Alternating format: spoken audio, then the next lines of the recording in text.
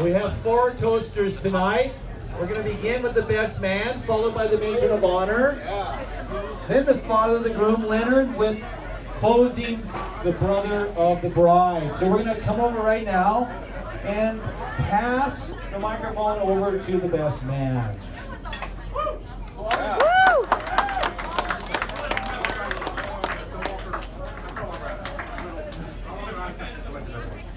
Hello everyone, my name is Oliver.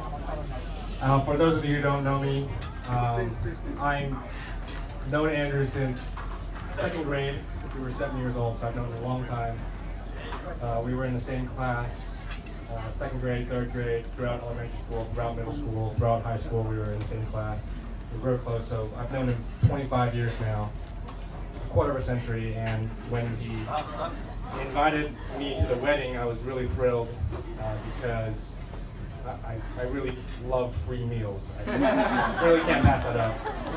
And so instead of giving a long speech about listing Andrew's good qualities, and I don't know how long that would last, so instead I'm just going to give a couple of really quick personal stories that I have of me and Andrew growing up.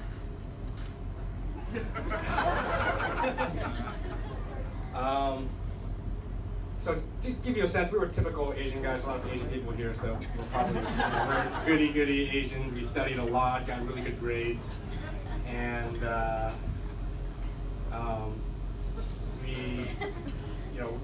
was going through my yearbook just last week to try to get some inspiration for this speech, and I came across what Andrew wrote in my yearbook in probably sophomore year, and he starts off, he says, "I can't believe I got an A- in chemistry." Unbelievable. All capital letters, unbelievable. "I can't believe you're always one step ahead of me. You got an A, I got an A-. In our class, you're ranked 8 out of 850, and I'm ranked 9. That's just awful." So we were that type of kid growing up. And so, given with that backdrop, in one of these stories I want to tell is that we were in the 8th grade, and we were learning about the Civil War. And the assignment from the teacher, our teacher, Ms. Shefferman, was that each day you had to write in your journal, and each day she would teach you something about the Civil War. And you would write in your journal, so you would learn about it as if you were a soldier in the war. And after 2 weeks, this culminated in us going to a field trip, a camping trip. So we all went, the whole class went on this camping trip, and we all pretended we were camping out like soldiers in the war.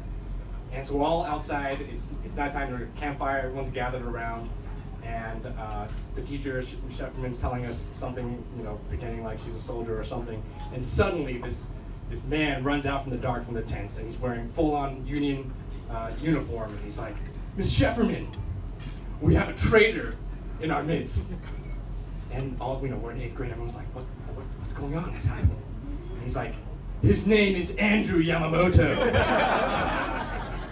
And so Miss Shefferman makes him stand up, and so he's standing up, and I'm sure everyone can relate. He's just standing up there, biggest grin on his face.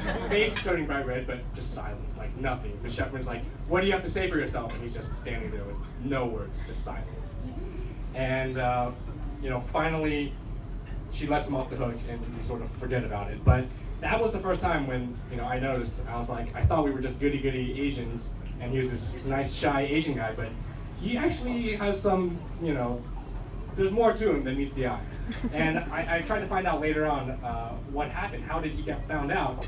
And I don't know why I know this, but it turns out that it was, I think, Mrs. Yamamoto who had read his journal and told the teacher about him being a Confederate soldier. So I just want to take this time to thank Mrs. Yamamoto for this amazing childhood memory. Thank you very much. I really appreciate it.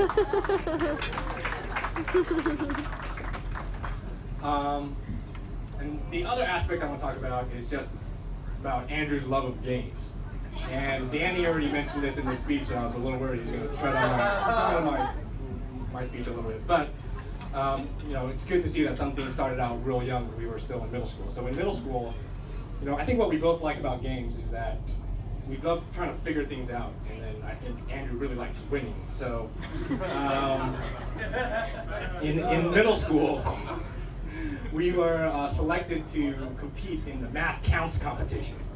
And you know, we played other games like, you know, card games like Pogs and Magic the Gathering, but this was math competition. And it was on the same day as the entire 8th grade's trip to Disneyland, but we did not care. We were like, let's go do math. Let's go compete in math. So we just went to compete in math. Everyone went to Disneyland. And that was in middle school, and that didn't end in middle school. So in high school, you know, after AP tests were over, junior year, senior year, our math teacher taught us how to play Contract Bridge, the card game. And we were obsessed. And most of you young people probably don't even know what that is. Older people probably kind of do.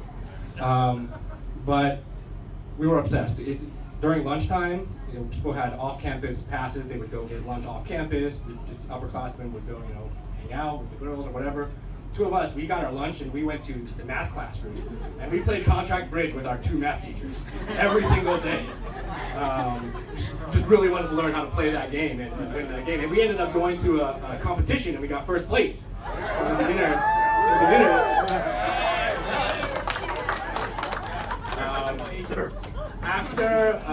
So we had a great childhood growing up with Andrew. And after high school, unfortunately, I moved to the East Coast for school, and he stayed on the West Coast. So we couldn't play as many games anymore. But then in 2008, Andrew moved to New York, and I was like, yes. And we were both in our 20s. He was single, living in New York City. We were just prime time. We were gonna go wreck the town. And what we did every Friday is we would go to the Manhattan Bridge Club and play against, you know, a bunch of 80-year-old widows and widowers. And we just did that every Friday. And so I just want to say thank you to Diana. I don't even know how he had time to meet her while he was in New York. I thought we were playing bridge the whole time. So fortunately that they were still able to meet, and I'm glad that we didn't just play cards, and that he met the love of his life. And so, you would all raise your glass. To conclude, I just want to say that, you know, Andrew, there's more to you than meets the eye.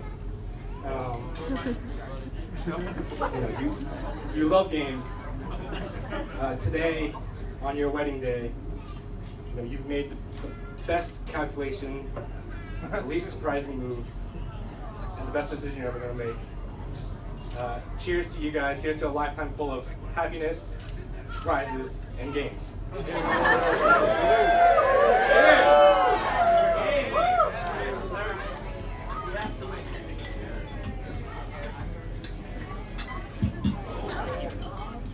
All right, now we have the matron of honor has a few words she'd like to say.